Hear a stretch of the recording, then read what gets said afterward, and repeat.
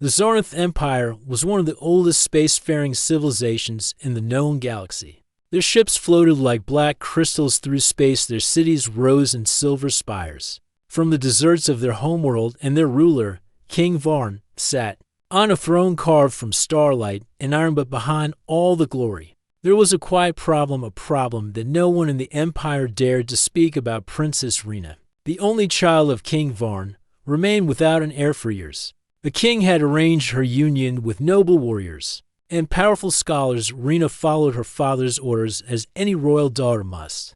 But none of the unions brought a child. The royal bloodline had not grown in over 30 years. In secret meetings, Varn's advisors warned him the people were beginning to wonder if the royal line had lost the blessing of the stars. Some said the empire would fall if no heir was born. Varn, proud and firm, dismissed such words, but in his heart he felt the fear rising. Then came a strange idea. From a corner of diplomacy that had been quiet for years, Earth was a young planet. In the galactic circle, its people had only joined the Interstellar Alliance a few generations ago. Most old empires looked down on humans. They were seen as chaotic, emotional, and unrefined, but Earth was growing fast. Its scientists had made progress in space travel and genetic research. King Varn saw a chance, a plan that would seem like a gift of peace, but was in truth an escape from Shmi. Sent a message to Earth's Central Council. It was short and formal. The Zarnath Empire wished to offer its daughter,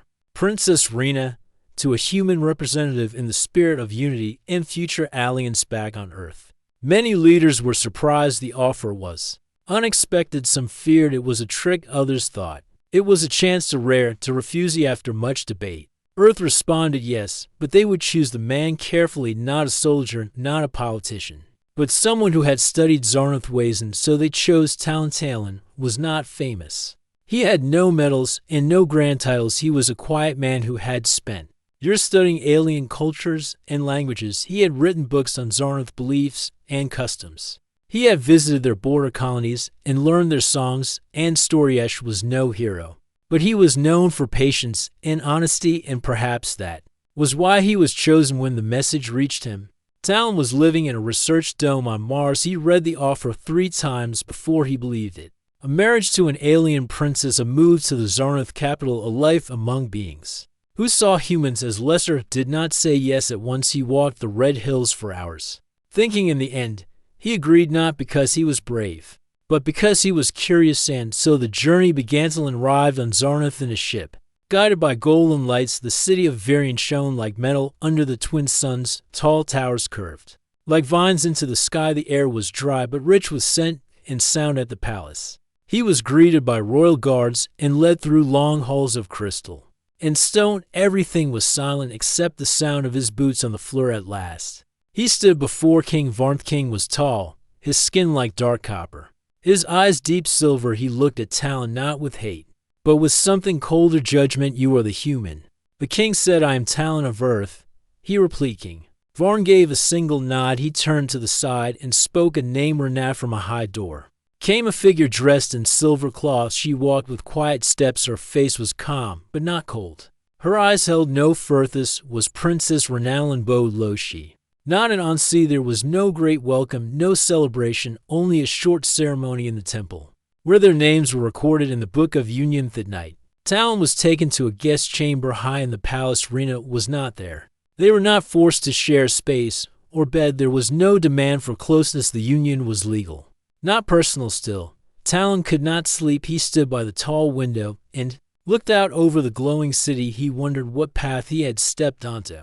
A human married to a Zarnath princess, it was something that would change his life forever. In another part of the palace, Rena sat alone in a quiet chamber. A bowl of light floated before her. She reached out and touched it, bringing up images of Earth and its people. She had studied them, just as Talon had studied her. Kinch whispered his name once, trying the sound of it. She did not hate this union, but she did not yet understand it either. Across the stars, to very different lives had been joined by politics, pressure, and silent hopes. Neither knew what would come next, but in the dark halls of the palace, whispers had already begun. Servants spoke of the human with curious voices. Guards watched with silent eyes. The advisors of King Varn gathered in secret corners. wondering what this new bond would mean for the Empyrean in the throne room. Varn sat alone, a star chart glowed before him. He stared at the place where Earth shone like a small spark. It had made the offer to save his throne.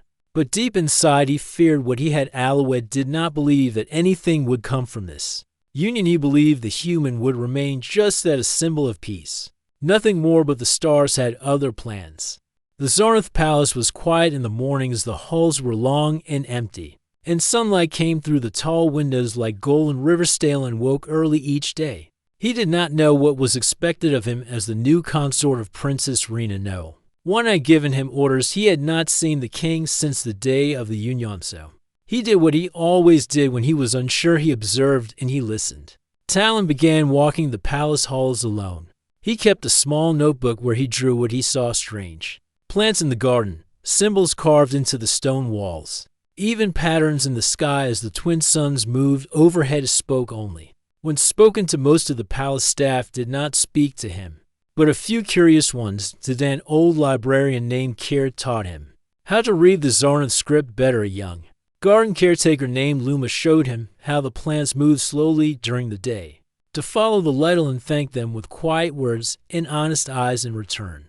They began to trust him. Princess Rena watched all of this from a distance. She had expected the human to be loud or proud. Instead, he was calm and careful. He asked questions instead of giving answers. He did not try to take space. He made space for others to be hard on. Afternoon, she invited him to walk with her in the quiet gardens near the temple. The garden had tall white trees with leaves that sang in the wind. Flowers open only when spoken to gently. Rena walked slowly between them, and Talon followed beside her. I hear you have been learning our ways, she said, her voice calm. I'm trying to understand, he replied. She looked at him with interest. Most would try to impress my father. You speak to the workers instead. Talon gave a small smile. The workers are the ones who live the truth. Power is easy to see. Truth takes more time. Rena said nothing for a while. They walked past a pool where bright fish leapt without sound. You are different from what I expected, she said at last. Talon looked at her. You too. That simple answer made her pause. Then she gave a short laugh, not loud but real. After that day, they began to speak more often in the evenings. They sat in the reading chamber where the air was warm and the walls showed images of past kings and queens. Rena spoke of the pressure she felt all her life of being told her purpose was to give the empire an air of how she had tried every path her father ordered, but none gave the result he wanted. Talon listened, never pushing her to say more. He simply sat with her in silence when words became heavy in return. He told her about Earth, the smell of rain on leaves, the taste of fruit grown in real soil.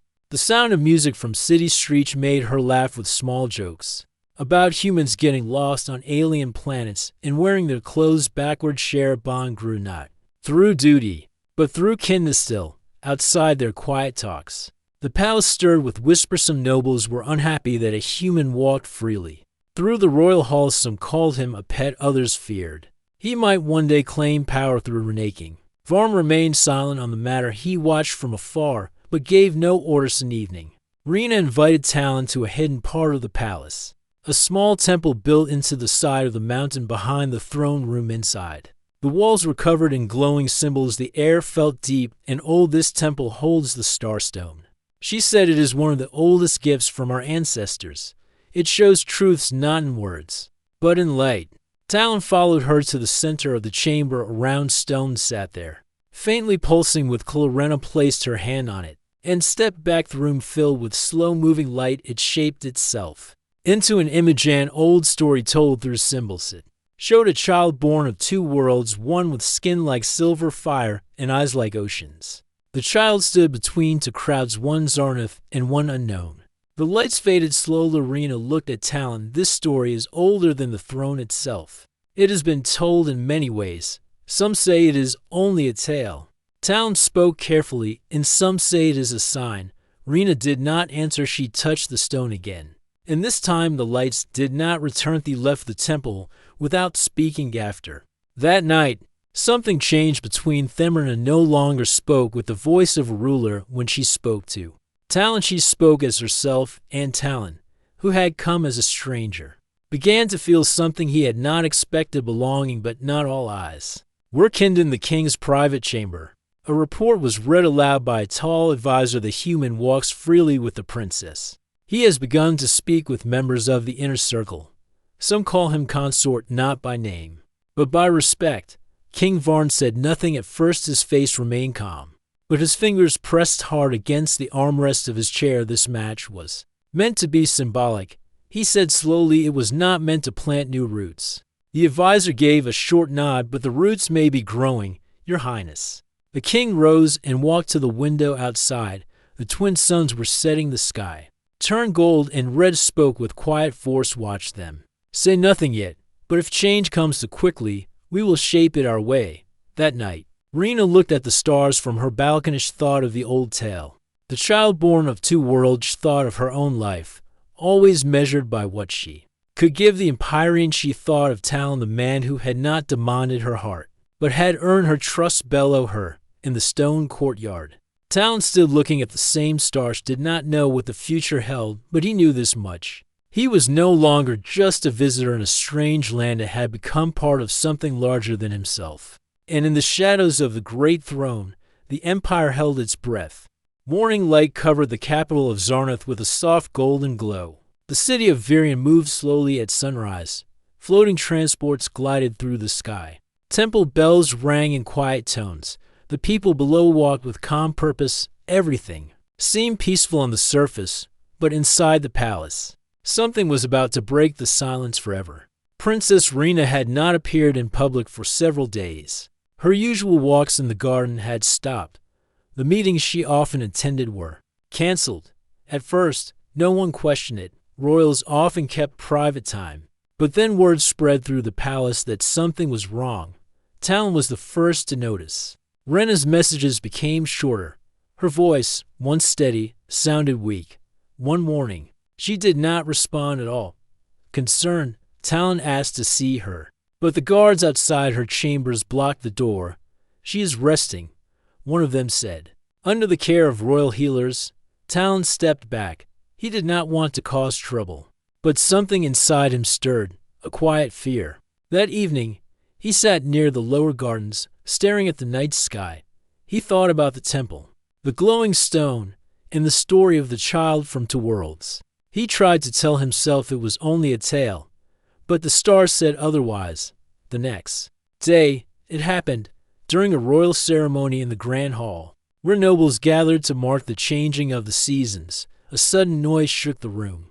A servant ran forward, pale and shaking. He knelt before the throne and whispered into the ear of King Varn. The king stood at once. Clear the hall, he ordered. The nobles stared in surprise. No one argued. They moved quickly and quietly, leaving the hall empty within moments. That evening, news spread faster than light. Princess Rena had collapsed in her chambers. Healers had rushed to her side. After many tests and long study, they came to a conclusion. One that no one believed at first. Rena was with child. The royal court went silent. Servants stopped speaking. Advisors stared at each other with wide eyes. For generations, no union Zarnath or otherwise had led to birth in the royal family. Every match arranged by the king had failed. Now, suddenly, the princess carried life. The king's hands gripped the arms of his throne tightly when he heard the news. He stared ahead without speaking for a long time. Who confirmed this? He finally asked. One of the healers stepped forward. 5 tested her. Your Highness, the readings are clear. She carries life, strong and growing. And the father? The king asked. Though the answer was already known, the healer did not speak. But all eyes turned toward one name, Talon, a human. It was something that had never happened in all of Zarnath's long history. No child had ever come from a human and a royal. It should have been impossible, and yet it was real. Far from the throne room, in a small chamber lit by soft lights, Talon sat beside Rena's bed. Her face looked pale, but her eyes were calm. She reached out and took his hand. It is true, she said in a low voice. Talon nodded. He said nothing for a while. Then he looked at her gently. How do you feel? Rena gave a small smile. Strange, but not afraid. Talon took a breath. He felt everything at once: shock, worry, wonder. He looked at her again. She was strong. Even in her weakness, she held herself with calm power. The days that followed were full of whispers. Some called it a miracle. Others called it danger. In the high towers, the noble houses gathered in secret. They feared what the birth would mean. A child with human blood might change the line of rule forever.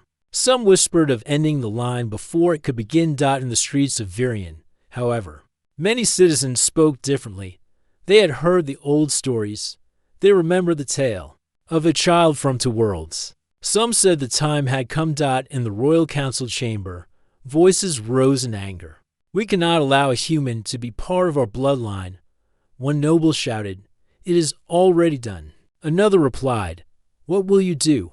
Deny life itself, king?" Varn listened but said nothing. He stood with his hands behind his back, his face hard like stone. Finally, he raised his voice. "This union was made to keep peace, not to bring new heirs. The child will bring questions, fear, division." An advisor stepped forward carefully, and perhaps hope. "The people speak of this already. They call it destiny." Varn's eyes narrowed. He left the chamber without another word. In private, he walked through the quiet halls of his palace. He thought of his daughter as a child, bright-eyed and strong. He thought of all the unions he had forced her into. All had failed. All had hurt her. Now she was with child, not through power, not through command, but through quiet trust with a man he did not choose. He entered the silent room where the starstone lay. The glowing crystal pulsed with a soft blue light. Varn stood before it, saying nothing. Then he turned away and left. Later that night, Talon and Rena sat together under the balcony stars. She rested her head on his shoulder. He placed his hand gently over hers. "I don't know what will happen," she said.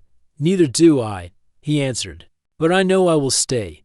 In the lower city, a mural appeared on the side of a building. It showed a figure with a crown of stars holding a child. Below the image, words were written in both Zarnath and Earth's common script, "Born of two, to light the path." And as the stars moved quietly across the night sky, something had already changed in the heart of the Empire. A child was coming, and with it, the future. The halls of the palace were colder now. Guards stood at every turn. Advisors walked quickly, their faces tight with worry. Servants spoke in whispers or not at all. The news of Princess Rena's condition had spread through the Empire, and no one could stop the storm that followed. The people were divided. Some believed this child would bring ruin. Others believed it would bring hope. In the temples, old stories were read again. Priests spoke carefully. But some began to say the ancient tale was not a myth but a prophecy. King Varn heard everything. He sat upon his high throne, his face strong, but his thoughts in chaos. He had ruled for many years. He had won wars, signed peace treaties, and led his people with pride. But nothing in his long rule had prepared him for this. A human, a child of earth blood. In the royal line, he had never wanted this. The union between Rena and Talon was meant to be a gesture, a peaceful agreement between two worlds, nothing more. Now, the gesture had become something powerful, something dangerous, something beyond his control. In the royal chamber, Varn stood before his closest advisors. The air was tense. "This child cannot remain," he said, his voice low but clear. "The line must stay pure." The advisors looked at one another. Some nodded. Others stayed silent. One voice rose from the circle. It belonged to Elder Jova, the oldest among them. His skin was pale and his back bent, but his eyes still held fire. "Your Majesty," Jova said, "if we deny this child, we deny the will of the stars. The old stories speak clearly. A ruler born of two paths, who brings balance to the Empire." Varn turned sharply. "Stories, legends told to children, they are not law. But the people believe," Jova said, "and belief shapes the future." Varn walked slowly to the window and looked out across the capital. The city below seemed calm, but he could feel the change in the air. Hope had begun to grow in the hearts of the people. It was not hope for him. It was hope for something new. Later that day, Talon was summoned. He entered the throne room alone. Guards lined the walls. Varn sat high above, watching him with hard eyes. "You came here as a guest," Varn said. "Yes," Talon replied. "You were given a place in this palace, in this world. And now, you bring chaos?" Talon stayed silent for a moment, then looked up. "I never planned this," he said. "I never thought your daughter would care for me. I never thought a child would come. But now it has, and I will not leave her side." Varn stood. His voice rose with anger. "You speak as if you belong here. But you are not one of us. You are a man from a young world. You have no right to sit near our throne." Talon met his gaze without fear. "I didn't ask for power. I only asked for respect. For her. For the child." The king's hand curled into a fist. "You will be sent back to Earth. Today." Talon's eyes stayed calm. "Rena won't agree. And the people are already watching." The words struck like a blow. Varn turned away. His face was still, but rage boiled beneath the surface. He had never been challenged so directly. Not by a noble. Not by a warrior. And now, a human stood before him with steady words and no fear. Talon was escorted out of the room, not as a prisoner but as an unwanted truth. He returned to Rena's chambers and told her everything. She listened quietly, then stood without a word. Rena walked to the royal garden, where her mother had once planted silver trees. She stood beneath the tallest one, her hand resting on her growing belly. A group of guards followed her at a distance. She turned to them and spoke. "I am not leaving. Not with fear. Not with silence. I am the daughter of this empire, and I will speak." The guards hesitated. One of them, a young captain named Barren, stepped forward. "We follow the king," he said. "You should follow the truth," she replied. That night, she sent a message to the people. It was not a royal decree. It was her voice, broadcast from the palace towers. "I am Princess Rena. I speak to all who hear. A child grows within me, a child of two worlds. Many call it impossible. Many call it wrong. But I call it life. I do not ask for your loyalty. I ask for your heart. This child is not a threat. It is a beginning." The message spread quickly, in homes and shops, in towers and temples. People stopped to listen, and something shifted. In the lower city, people gathered in small groups. Some lit candles, others painted stars and moons on walls. They called the child the spark. The next day, 1,000 people stood outside the palace gates, silent, peaceful, watching. Varn looked down from his tower. He saw their faces. Not angry, not wild, just waiting. He turned to his advisors. "The people are choosing dreams over strength," he said. "They are choosing hope," Jova replied. The king walked away, his cloak trailing behind him. Alone in his chamber, he stared at the crown resting on its stand. He had worn it for half his life. Now, for the first time, he wondered if it still fit. In the shadows of the empire, something powerful had begun to rise. Not from war, not from command, but from quiet courage. And in a room filled with soft light, Rena placed Talon's hand over her belly.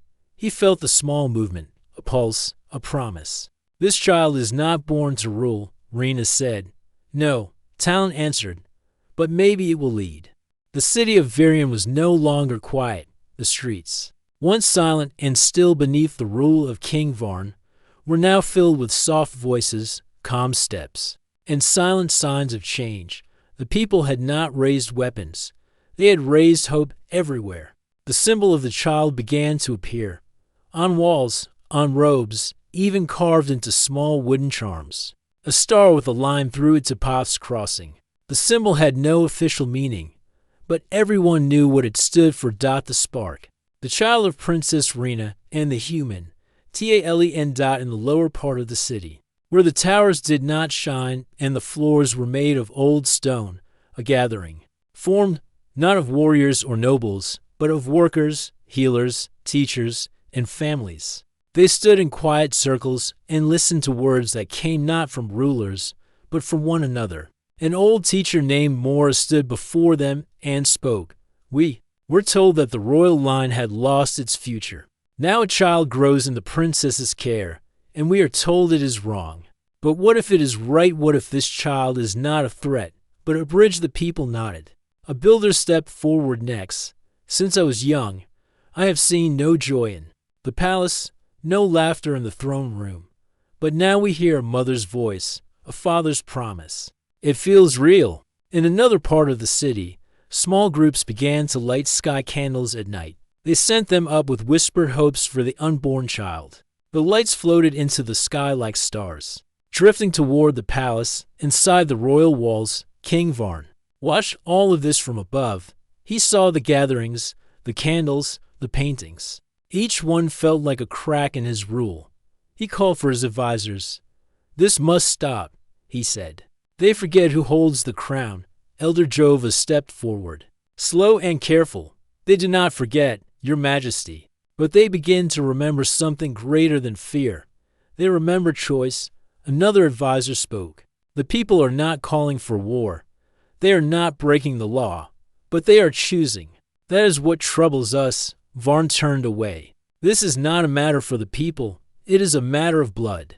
But he knew deep down the old ways were slipping. His power had been based on silence and obedience. Now voices were rising. Not in anger, but in hope. In a quiet room in the palace, Talon sat with Rena. He was studying an old scroll filled with forgotten Zarnoth history. Rena watched him, then spoke gently. "You never stop learning." Talon smiled. "I found something." He opened the scroll to a page with faded ink and pointed to a line written in ancient script. "This says there were once unions between Zarnoth and other species. A long time ago. Not hidden, celebrated. The royal family came from those bonds." Rena leaned closer. "Why was it buried?" Talon shook his head. "No one wanted to remember. Somewhere along the path, they chose pride over truth." Rena sat back. "If we show this to the people, it will change everything." Talon looked at her. "Yes, but it will also make the king more afraid." That evening, the scroll was copied and shared. It moved through the city like wind. People read the forgotten history. They whispered, then they spoke louder. If the royal bloodline had once come from many paths, then this child was not a mistake. It was a return to truth. In the lower city, the first banners rose, not of rebellion, but of renewal. Blue cloth with the child's symbol, held high by people who had never touched power but now believed in something greater.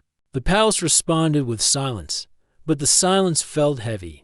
Guards were doubled near the gates. The royal army was placed on alert. Drones circled overhead, watching every move in the streets. But still, the people did not fight. They stood. They waited. In the training grounds near the palace walls, a young guard named Farron stood before his captain. "I will not raise my hand against them," he said. "They are peaceful now," the captain replied, "but the king fears they will not stay that way." Farron held his helmet under one arm. Fear is not enough to silence truth. He walked away, leaving the guards crest behind on the table. Inside the palace, Rena stood before her father once more. She was calm but firm. "You can no longer rule with silence," she said. Varn's voice was sharp. "I rule with strength." "But strength without heart breaks," she replied. He stepped toward her, his voice lower. "You speak as if you were already queen." "I speak as a mother," she answered. "And soon the people will speak louder than you or I." Varn turned away. His hand touched the edge of his throne. His fingers trembled slightly. For the first time, he looked not like a king, but like a man trying to hold something that was already slipping away.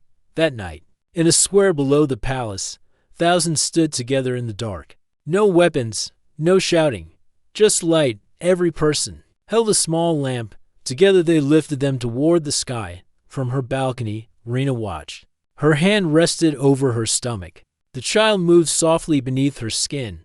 Talon stood beside her. "They don't want war," he said.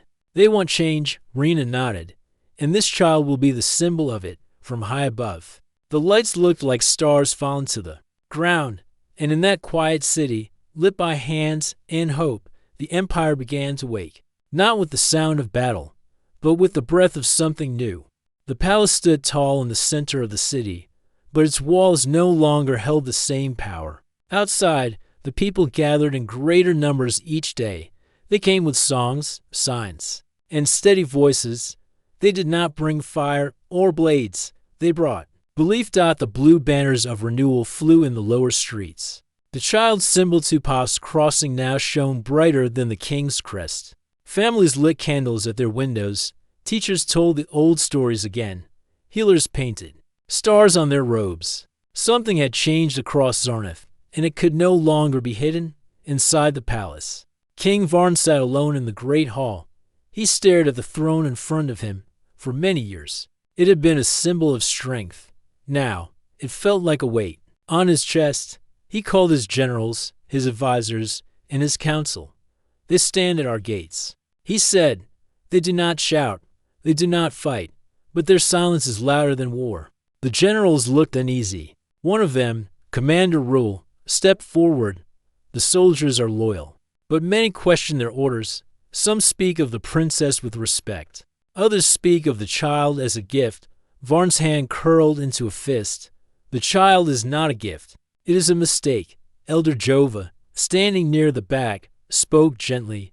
No, your majesty. The mistake is refusing to listen. The people are no longer afraid, and without fear. A ruler cannot rule alone. Varn turned sharply. What would you have me do? Sit and smile while a human sits beside my daughter and takes the crown from my bloodline? Jova shook his head. The crown is not only yours, it belongs to the people, and they have chosen. The room fell silent. At that moment, across the city, a great crowd gathered outside the palace gates. Rena and Talon stood at the front. Behind them were healers, artists, teachers, workers, and children. Their faces were calm.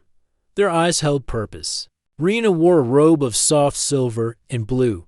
Her hands rested over her belly. Talon stood beside her, his eyes steady and watchful. The guards at the gates did not raise their weapons.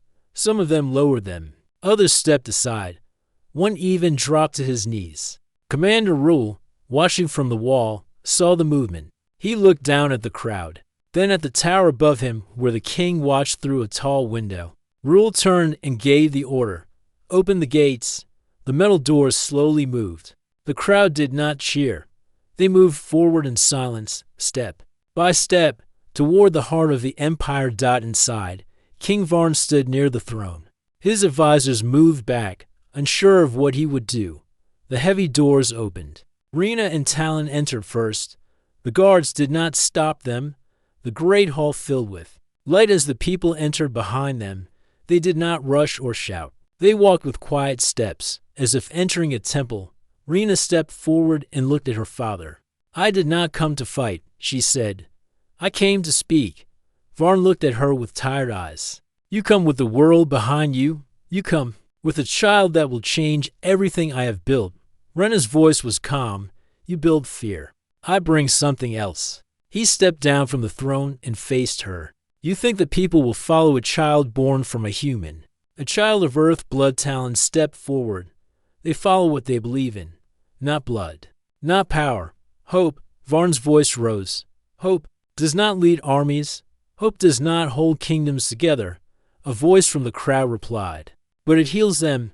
It was Mora, the old teacher from the lower city. She stepped forward and stood beside Rena. One by one, others came forward too. A builder, a healer, a guard, a farmer. Each one stood not with weapons, but with open hands. Varn's face changed. He looked around the hall. His throne seemed smaller now. The crown he wore felt heavier. He looked at Rena, then at the child she carried. In that moment, he saw not a threat but a future. A future he did not understand. A future that did not need his rule. He reached up slowly and removed the crown from his head. The room went still. He walked forward and placed the crown on the seat of the throne. Not on his daughter's head. Not on Talon's. He simply placed it down and stepped back. Rena looked at him with calm eyes. Thank you, she said. Varn gave a slow nod. The empire is not mine anymore. He turned and walked away. The people parted for him as he passed. They did not cheer or shout. They watched in silence. Rena stepped toward the throne. She did not sit. She placed one hand on the crown and one on her belly. I will not rule with fear. She said, I will guide with truth. Talon stood beside her, not as a king, but as a partner. He did not take the crown. He held her hand. The crowd bowed their heads, not in obedience, but in respect. Later that night, the stars above the city burned, brighter than ever. The people lit candles across rooftops. Blue banners waved in the soft wind. Songs filled the air, songs of old hope and new beginnings, and in the royal chambers, Rena sat quietly, her hand resting on her stomach. The child moved again, a soft kick, a sign of life, a sign of the future. Talon sat beside her, drawing stars. In a book, we didn't win a war, he said. No, Rena replied. We lit a path, and outside, in the heart of a once still empire, the people followed that path forward, step by step, light by light, toward a future they were ready to build. The twin suns of Zarnath rose slowly over the silver towers of the capital city. The air was quiet but full of change. Just weeks ago, the palace had been a place of silence and control. Now, it had become something new, a place of voices, dreams, and shared hope. Inside the palace walls, life moved with purpose. The guards no longer marched in tight lines. Instead, they walked calmly among the people, watching not with suspicion, but with care. The halls were no longer ruled by fear. They were filled with music, learning, and open doors. Princess Rena, now called the Storm Other by many, sat on a wide balcony with Talon beside her. Their child, only a few days old, rested peacefully in her arms. His name was Naro, a word taken from both the Zarnath tongue and Earth's ancient speech. It meant beginning. Naro had eyes like starlight silver and deep and hair as dark as the night sky. His skin was warm and golden, a mix of both his mother and father. His small hands curled gently around Rena's fingers as she sang, a soft lullaby from her childhood. Talon watched her with quiet joy. He had not expected to fall in love on a faraway world. He had not expected to become a symbol. Yet, here he was, a father, a partner, and a part of something greater than himself. Outside the palace, people gathered in the wide square below. They were not there to protest or demand. They had come to celebrate. Flags with the spark symbol waved in the air. Children wore blue robes with painted stars. Musicians played slow, beautiful songs. No one forced them to come. They had chosen to. On the balcony, Rena stood and raised her child high above her. The crowd below grew silent. Even the wind seemed to pause. This is Naro, she said, her voice strong and clear. He is not a ruler. He is not a weapon. He is a bridge, a sign that the future belongs to us all. Not just the strong, not just the royal. To everyone. The crowd cheered softly, not with wild noise, but with steady pride. Hands rose. Lights flickered. And in that moment, a new page was written in Zarnath's long history. Later that day, leaders from across the planet arrived at the palace. Some came from desert colonies, others from mountain cities. A few even came from orbiting space platforms. They gathered in the round hall, now open to all. The old council chamber had been changed. The tall golden chairs were gone. In their place sat circles of smooth stone, with no one seat higher than the others. Rena and Talon entered the room with Naro in her arms. The leaders stood in respect. No one bowed. They greeted with nods and open hands. Elder Jova, now voice of wisdom rather than power, stood and spoke. Today we speak not of control, but of cooperation. The empire we knew has ended. Let us build something better. Rena stepped forward. Let every voice be heard. Let every city have a place in this circle. And let our child be raised not as a symbol of one throne, but of unity. The leaders agreed. Together, they signed the first accord of renewal. It declared that power would no longer come from birth, but from service. No more kings. No more silent rule. From now on, leadership would be shared. That night, the sky above the palace lit up with blue and white lights. Earth sent a message. Across the stars, a ship would arrive in 1 week, carrying gifts, scholars, and peacekeepers. The human world, once distant, was now a trusted partner. In his quiet home at the edge of the palace garden, the former king, Barren, watched the lights. In the sky, he no longer wore robes of power. He dressed in plain clothes and kept to himself. Some feared he would be bitter or angry, but instead, he had become quiet, thoughtful. When Rena came to visit him, she brought Naro in her arms. Varn stared at the child for a long moment. "He has your eyes," he said softly. "He has your strength," Rena replied. Varn reached out and held his grandson gently. The child looked up at him without fear. A small smile touched the old man's face. "I tried to hold the empire together with stone," he said. "But you built something stronger. You built with love." Rena did not answer. She simply stood beside him, and for the first time in many years, they watched the stars together in peace. Talon, too, had changed. He no longer felt like a visitor. The people had accepted him not because of what he had done, but because of how he had done it. With patience, with kindness, with courage, he spent his days teaching, writing, and walking among the people. Many came to ask him questions about Earth, about change, about peace.